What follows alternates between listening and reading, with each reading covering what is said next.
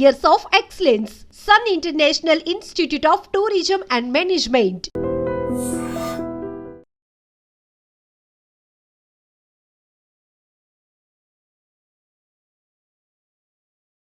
జపాన్లో famous manga artist రో టత్సుకి గురించి మీరు ఎప్పుడైనా విన్నారా? ఆమె ఇటీవల ఒక సెన్సేషన్ వార్నింగ్ కూడా ఇచ్చింది. ఈ ఏడాది జూలైలో, అంటే నెక్స్ట్ మంత్ జూలైలో జపాన్లో భారీ సునామీ వస్తుంది. అది 2011లో వచ్చినటువంటి సునామీ కంటే చాలా భయంకరంగా ఉంటుంది అని హెచ్చరిస్తోంది. ఇది ఇప్పుడు సోషల్ మీడియాలో పూర్తి స్థాయిలో వైరల్గా మారిపోయింది. నిజంగా ఈ సునామీ వస్తుందా? గతంలో రో టత్సుకి చెప్పినవి ఏవైనా అసలు ఇప్పటి వరకు నిజమయ్యాయా? ఇలాంటి భవిష్యవాణులు అసలు నమ్మొచ్చా? ఇప్పుడు తెలుసుకునే ప్రయత్నం చేద్దాం. భవిష్యత్తులో జరగబోయే వాటిని ముందే హెచ్చరించడం కొందరికి అలవాటు. వీర బ్రహ్మేంద్ర స్వామి కాలజ్ఞానం గురించి కూడా మనం ఇప్పటి వరకు విన్నాం. అలాగే నోస్ట్రాడమస్, అలాగే బాబా వంగా గురించి కూడా మనం వింటూనే ఉన్నాం. వీళ్ళలాగే ఇప్పుడు జపాన్లో రో టత్సుకి ఇప్పుడు చాలా ఫేమస్ అయిపోయారు. రో టత్సుకి జపాన్లో చాలా ఫేమస్ మాంగా ఆర్టిస్ట్. మాంగా అంటే జపాన్లో కామిక్ బుక్స్ లాంటివి అని అర్థం. సో ఆమె రాసే కథలు కానీ, గీసే పిక్చర్స్ కానీ ఇప్పుడు ప్రపంచవ్యాప్తంగా కోట్లాది మంది అభిమానులను సంపాదించుకుంది. ఆమె కథల్లో ఫ్యాంటసీ అనుకోండి, అడ్వెంచర్ అనుకోండి, మిస్టరీ, ఇలా అన్నీ కూడా దాగి ఉంటాయి. అందుకే యూత్కి ఆమంటే ఒక రకంగా పిచ్చి కూడా. చాలా ఫ్యాన్స్ ఉన్నారు. కానీ ఇప్పుడు ఆమె చెప్పినటువంటి ఒక భవిష్యవాణి వార్తల్లో నిలుస్తోంది. జూలైలో భారీ సునామీ రాబోతోంది అంటూ ఆమె హెచ్చరిస్తోంది. జపాన్లోనే కాదు, ప్రపంచవ్యాప్తంగా ఇది ఒక రకంగా టెన్షన్ పుట్టిస్తున్నటువంటి వార్త. కొందరు ఆమెను జపాన్ బాబా వాంగా అని కూడా పిలుస్తూ ఉన్నారు. సో అసలు రో టత్సుకి రాబోయే సునామీ గురించి ఏం చెప్పారు? అసలు జనం ఎందుకింత భయపడిపోతున్నారు?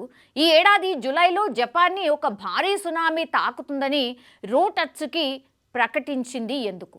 తనకు అసలు కల వచ్చిందని ఆమె చెప్తోంది. దీన్నే దివ్య దృష్టిగా కూడా చాలామంది భావిస్తూ ఉన్నారు. 2011లో వచ్చినటువంటి సునామీ కంటే చాలా డేంజరస్ అని కూడా ఆమె హెచ్చరిస్తోంది.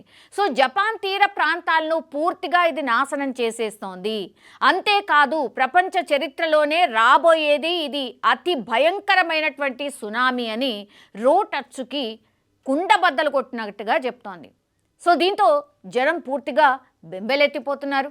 2011లో వచ్చినటువంటి సునామీ ధాటికే మనకు తెలుసు 16,000 మంది చనిపోయినారు అప్పట్లో. ఫుకుషిమా అణు విద్యుత్ కేంద్రం కూడా ధ్వంసమైపోయింది మనకు తెలుసు.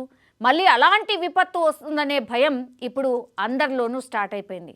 సో గతంలో కూడా రో టత్సుకి ఇలాంటి హెచ్చరికలు కొన్ని చేశారు. వాటిలో కొన్ని నిజం కూడా అయ్యాయి. కాబట్టి ఇప్పుడు ఆమె భవిష్యవాణి చెప్తోంది, దాన్ని పూర్తిగా నమ్ముతున్నారు అక్కడ వాళ్ళు. ఈ సునామీ వార్నింగ్ను చాలా సీరియస్గా తీసుకుంటున్నారు. రో టత్సుకి గతంలో కూడా కొన్ని భవిష్యవాణులు చెప్పిండ్రు. 2011లో జపాన్ను సునామీ అతలాకుతలం చేసింది. దీని గురించి ఆమె ముందే చెప్పింది అని ఆమె అభిమానులు కూడా గుర్తు చేస్తూ ఉన్నారు. కోవిడ్-19 మహమ్మారిని కూడా ఆమె ముందే అంచనా వేసినట్టుగా కూడా అక్కడి వాళ్ళే చెప్తున్నారు. ప్రపంచాన్ని ఒక పెద్ద విపత్తు కమ్మేస్తుంది అని ఆమె చెప్పినట్టు కొన్ని ఆధారాలని కూడా అక్కడి వాళ్ళు చూపిస్తున్నారు. కొన్ని దేశాల్లో రాజకీయ సంక్షోభాలు వస్తాయి, వాటి వల్ల అల్లకల్లోలం జరుగుతుంది అని ఆమె ముందే హెచ్చరించారట. ఇప్పుడు ప్రపంచవ్యాప్తంగా కూడా పలు దేశాల్లో అశాంతి మనం చూస్తూ ఉన్నాం. కాబట్టి రో టత్సుకి ఈ విషయం ముందే చెప్పిందని కొంతమంది ఈమెను నిజం చెప్తుందా లేదా దేవుడెరుం కానీ ఇప్పుడు ప్రమోట్ చేస్తున్నారు అక్కడ వాళ్ళు. రో టత్సుకి చేసినటువంటి ఈ హెచ్చరికలు చాలా జనరల్గా ఉన్నాయి. సో ఇవన్నీ కూడా మామూలే కదా, ఇందులో వింతేముంది అని కొట్టిపారేసే వాళ్ళు కూడా అక్కడ వాళ్ళు చాలామందే ఉన్నారు. సో రో టత్సుకి ఫ్యూచర్ ప్రిడిక్షన్స్కు ఒక పెద్ద సమస్య ఉంది. అదేంటంటే ఆమె చెప్పినటువంటి వేటికి కూడా డాక్యుమెంటేషన్ లేదు, అంటే ఆధారాలు లేవు. ఇవన్నీ బొమ్మలు అనుకోండి, గీతల ద్వారానే పూర్తి స్థాయిలో ఉంటాయి. సో రో టత్సుకి మాంగా ఆర్టిస్ట్ అని మనం ముందే చెప్పినాం కదా.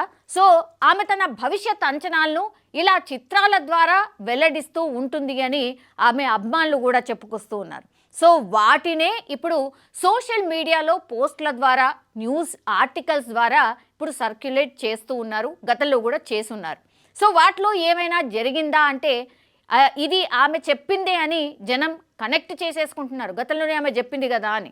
సో వాస్తవానికైతే జపాన్లో భూకంపాలు కావచ్చు, సునామీలు కావచ్చు చాలా తరచుగా వస్తుంటాయి, వెరీ వెరీ కామన్. పెద్ద విపత్తు వస్తుందని ఆమె చెప్పింది కాబట్టి నిజంగా రేపు జూలైలో ఇలాంటి విపత్తు ఏదైనా సంభవిస్తే ఆమె ముందే చెప్పింది కదా అని జనం నమ్మే పరిస్థితి అయితే ఉంటుంది. అయితే రోటచ్చుకి హెచ్చరికలను జనం అంత ఈజీగా ఇప్పుడు కొట్టి పారేయట్లేదు. నిజంగానే ఒకవేళ జపాన్ తీర ప్రాంత ప్రజలు ఇలాంటిది ఫేస్ చేస్తారేమో అని వణికిపోతున్నారు. ఇందుకు అనేక కారణాలు ఉన్నాయి. ఎందుకంటే జపాన్ భూకంపాలకు, సునామీలకు ఒక హాట్ స్పాట్ అని మనందరికీ తెలిసిందే. 2004లో ఇండోనేషియాలో వచ్చినటువంటి సునామీ కావచ్చు, 2011లో జపాన్లో వచ్చినటువంటి సునామీ లాంటివి కావచ్చు, జనం ఇంకా ఎవ్వరు కూడా మర్చిపోలేదు. జనమేంది, అక్కడున్న ప్రపంచ దేశాలు ఏవి కూడా మర్చిపోలేదు.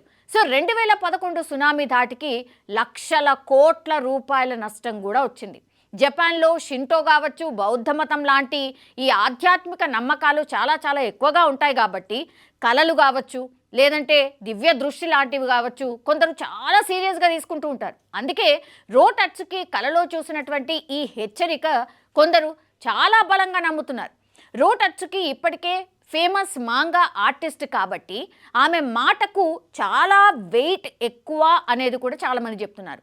వాటికి తోడుగా ఈ మధ్యకాలంలో పసిఫిక్ రింగ్ ఆఫ్ ఫైర్లో తరచుగా భూకంపాలు వస్తూనే ఉన్నాయి కాబట్టి ఈ మధ్యకాలంలో కోవిడ్-19 కావచ్చు, వాతావరణ మార్పులు కావచ్చు, రాజకీయ సంక్షోభాలు కావచ్చు ప్రపంచాన్ని కుదిపేస్తున్నాయి. మనం అందరం కూడా చూస్తూనే ఉన్నాం.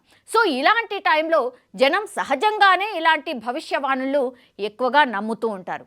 అయితే రోటచ్చుకి హెచ్చరికలను జనం అంత ఈజీగా కొట్టి పారేయట్లేదు. ఖచ్చితంగా ఏదో జరగబోతోంది, జూలైలోనే ఏదో జరిగే ఛాన్సెస్ ఉన్నాయి. కొంతమంది అయితే ఖచ్చితంగా ఒక డేట్ కూడా చెప్తున్నారు, అదేంటంటే జూలై 5న ఏదో జరగబోతోంది అని, ప్రపంచంలో ఏదో పెద్దది సంభవించబోతోంది అని, అట్లాగే ఒక దేశం పూర్తిగా తుడిచిపెట్టుకుపోయే అవకాశం ఉంటుందని, ఇట్లా రకరకాల వార్తలు అయితే బయటకు వస్తున్నాయి. అట్లాగే ఇప్పుడు రోటచ్చుకి కూడా హెచ్చరించింది కాబట్టి మేబీ ఏదైనా జరగొచ్చా అని ప్రిడిక్షన్స్ అయితే చాలా పెద్ద ఎత్తున వస్తున్న పరిస్థితి. అండ్ దీనికి కొనసాగింపుగా చాలామంది జపాన్కి వెళ్ళే వాళ్ళు ఎవరైతే టూరిస్టులు ఉంటారో ఆర్ రకరకాల అవసరాల కోసం ట్రావెల్ చేసే వాళ్ళు ఎవరైతే ఉంటారో వాళ్ళందరూ కూడా వాళ్ళ ట్రావెల్ని పోస్ట్పోన్ చేసుకుంటున్నారట. ఇప్పటికే ఒకవేళ టికెట్స్ బుక్ చేసుకొని ఉంటే కూడా వాళ్ళు కూడా క్యాన్సిల్ చేసుకుంటున్నారట. సో ఈ భవిష్యవాణిని ఓన్లీ జపాన్ వాసులే కాదు, ప్రపంచం కూడా నమ్ముతున్నట్టు లెక్క. సో ఇప్పుడు జపాన్లో జూలైలో ఏం జరగబోతోంది? సో రోటచ్చుకిని కొందరు జపాన్ బాబా వాంగా అని పిలుస్తున్నారు. కొన్ని సందర్భాల్లో అయితే బాబా వాంగా చెప్పినవి నిజం కాలేదేమో, కానీ రోటచ్చుకి చెప్పినవి మాత్రం ఖచ్చితంగా నిజమయ్యాయని జపాన్ వాసులు నమ్ముతున్నారు. బాబా వాంగా ఎవరో మనకందరికీ తెలిసిందే. ఆమె బల్గేరియాకు చెందినటువంటి ఒక ఫేమస్ భవిష్య వక్త. 9/11 దాడులు కావచ్చు, ఐసిస్ ఉగ్రవాదం కావచ్చు, వాతావరణ మార్పులు లాంటివి ఆమె ముందే చెప్పింది.